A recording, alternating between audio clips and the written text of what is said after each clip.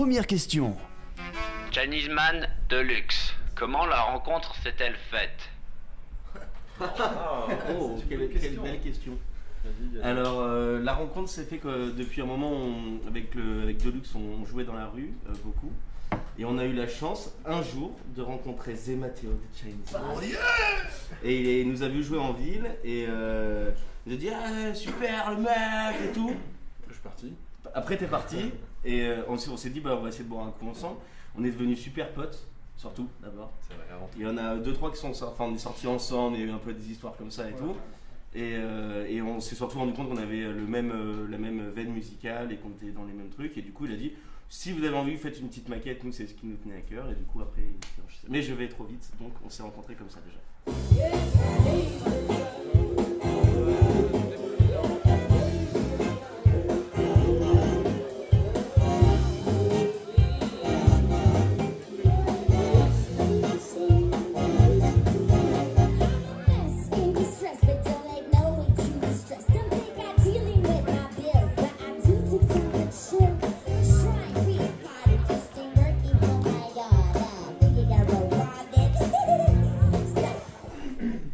La question intime.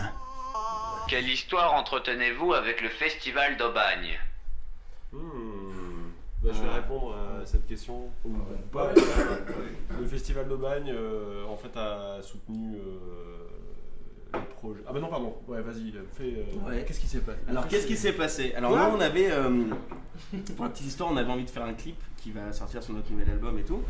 Et qui dit clip dit beaucoup de moyens parce que ça coûte cher et tout.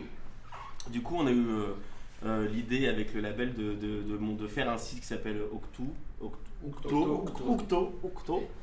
Et de réunir des fonds, il fallait atteindre la somme de 7 500 € et tout. Et donc on a fait appel à la générosité des gens. Et le festival d'Aubagne a répondu directement en disant mais nous on avait envie parce que ça rentrait j'imagine aussi dans leurs valeurs et leurs principes. Et du coup ça s'est super bien passé et maintenant c'est pour ça qu'on est là aujourd'hui pour leur rendre la monnaie de leur pièce. Et aussi dans l'idée, il y a, comme ce soir c'est une soirée carte blanche au Chinese Man Records, donc au label, et que le groupe Deluxe est sur le label de Chinese Man Records et ils sont contents. Ils sont contents. Ils sont très contents. On a profité de l'occasion pour faire une soirée un peu complète avec tous les copains. Les copains. C'est copains. Et parce qu'on kiffe le festival de Bagne. Ouais, surtout que, attends, d'ailleurs, il va falloir se bouger le cul parce qu'il y a encore des projets derrière, les mecs. Ouais. Et bah, allez, on enchaîne sur la 3. Allez, 3. La question pertinente. On est dans un festival de films. Votre musique au cinéma, ça se passe comment? Ils sont tout court. Eh ben, putain, elles sont bien fortes vos questions. Là, on a eu l'énorme générosité l'énorme chance de travailler sur un film qui sort au cinéma. C'était ça la question en fait.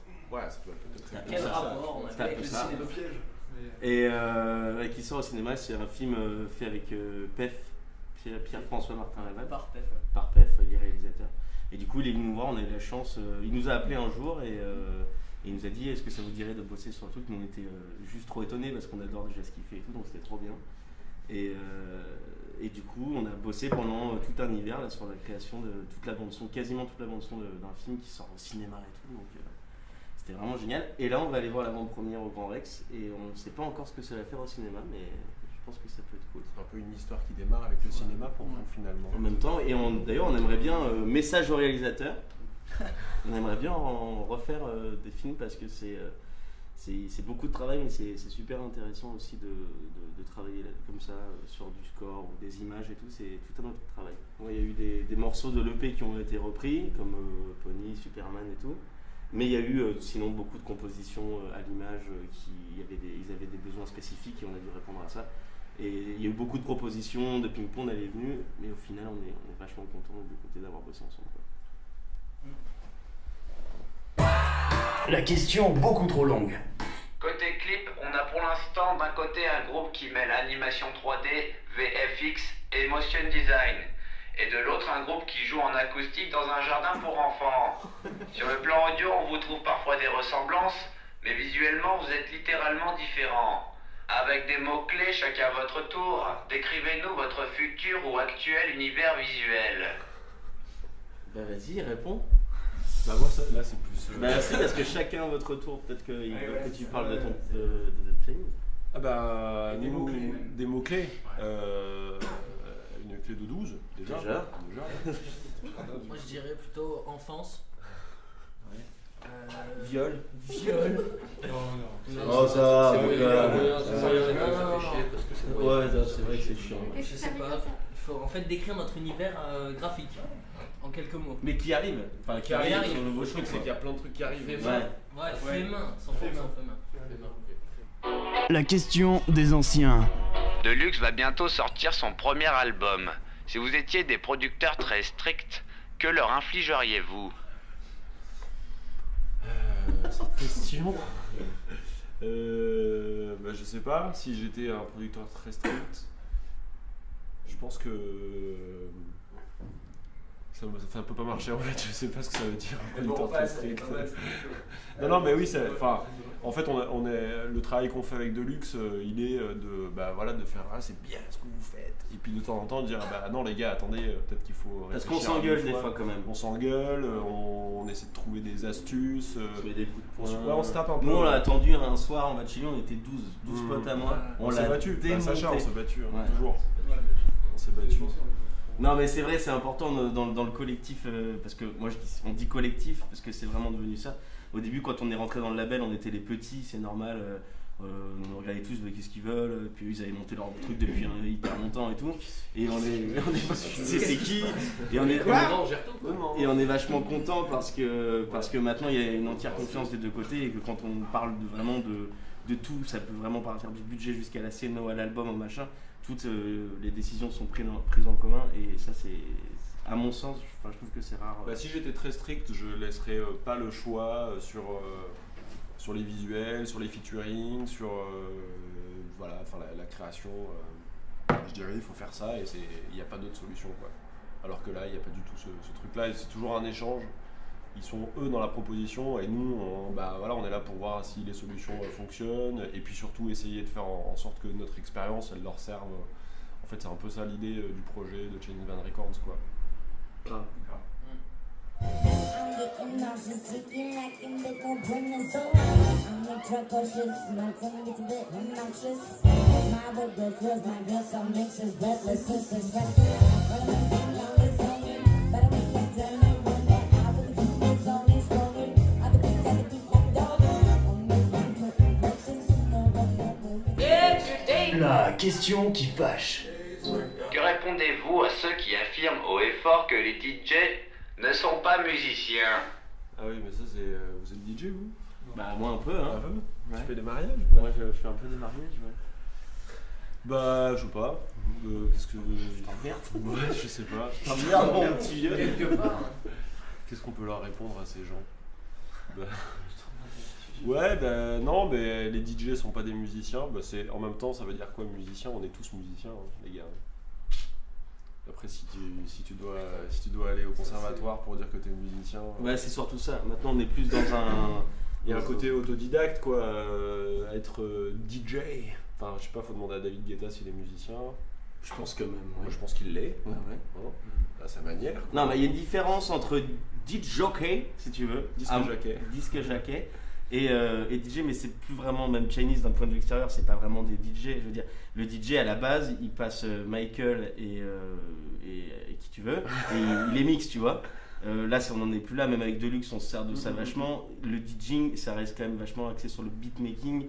Et le beatmaking, n'importe quel mec qui sort n'importe où peut pas forcément le faire. Je dis pas qu'il faut faire maths sup pour savoir le faire, mais il faut aussi être intéressé. Et à mon sens, c'est aussi ça, être un peu musicien, avoir les oreilles. Il n'y a pas que savoir jouer du piano, quoi. Donc ça va un petit peu dans ce sens-là aussi, quoi. Puis les gens, ils avancent aussi avec le temps. Ouais. Je veux dire, la musique, elle évolue. Si c'est d'autres supports, mais les gens, ça reste les mêmes, quoi. Qui continuent l'histoire de la musique qui évolue avec les technologies, mais... Faut savoir Ça, innover quoi. quoi. En fait, le truc, c'est que bloquer sur le fait de dire est-ce qu'un DJ c'est un musicien, c'est pas hyper moderne non plus, parce que tu vois bien que quasiment tout est produit maintenant ou autoproduit en home studio par des gens qui n'ont pas forcément fait le conservatoire. Après, c'est est-ce que la platine est un instrument? À mon sens, oui. Allez, la 7. La question qui fourche. Si ça vous a plu, revenez moustachu. N'y aurait-il pas comme une odeur de secte sous le nez? Alors pour la petite histoire, si vous voulez vraiment savoir, quand on a commencé à jouer et se retrouver sur des grosses scènes et on a eu la chance de faire les premières de Chinese et tout, et on les a regardés forcément et on voyait que eux leur slogan c'était pour rester zen, manger des nœuds. Et nous on s'est dit putain il nous faut un truc, c'est pas possible et tout, un TEDx quoi tu vois. et c'est venu comme ça en se disant si ça vous a plu revenez moustachu. Voilà. Donc non il n'y a pas de secte, il n'y a rien, c'est juste... Les gens ils reviennent même pas. Ouais les gens s'en foutent. Tous ils disent ouais. Encore que c'est vrai des fois, attends. Il y en a qui on est les seuls à se faire braquer tout le temps. Ouais, souvent sinon ils se la crayonnent dessous, ah, ça c'est cool mais... C'est déjà très bien. C'est déjà trop bien.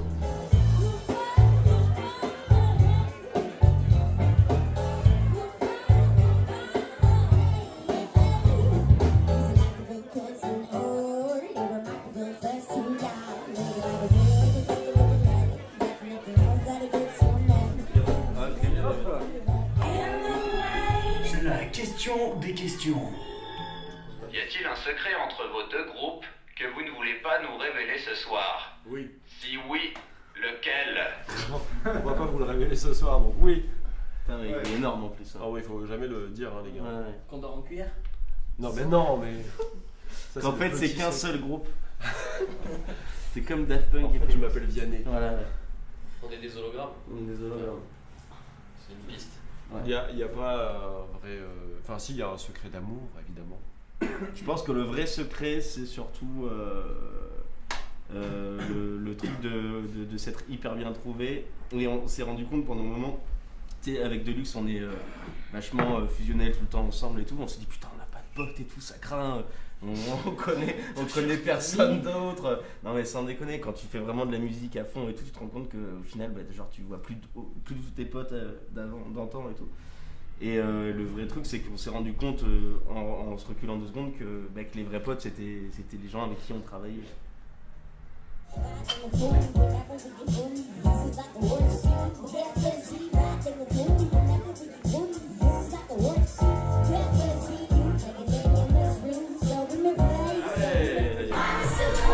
La question pourrie.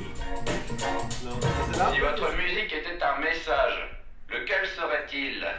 Un texto. Un texto. Salsa picante. Ouais, il n'y a pas de message. C'est la fiesta. La fiesta. Salsa picante.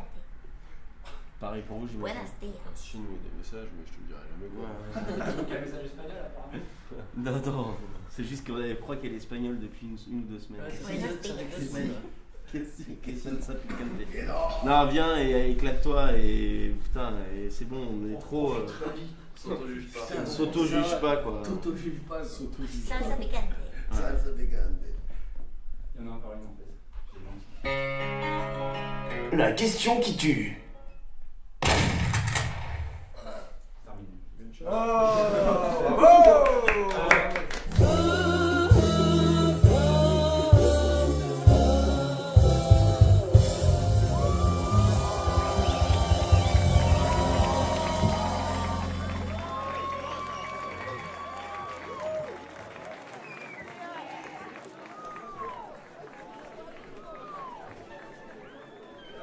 Terminé. Regarde, on peut se faire une symétrique, tu vois. On se tient les mains, on est bien. Attendez, mais j'ai peur. Attends, il faut lever ta petite cuisse là. T'as peur, hein? Oh putain, ouais. Je vis. Allez, à Voilà. 3. 1, 2, 3. Comme d'hab. Ah, c'est ça.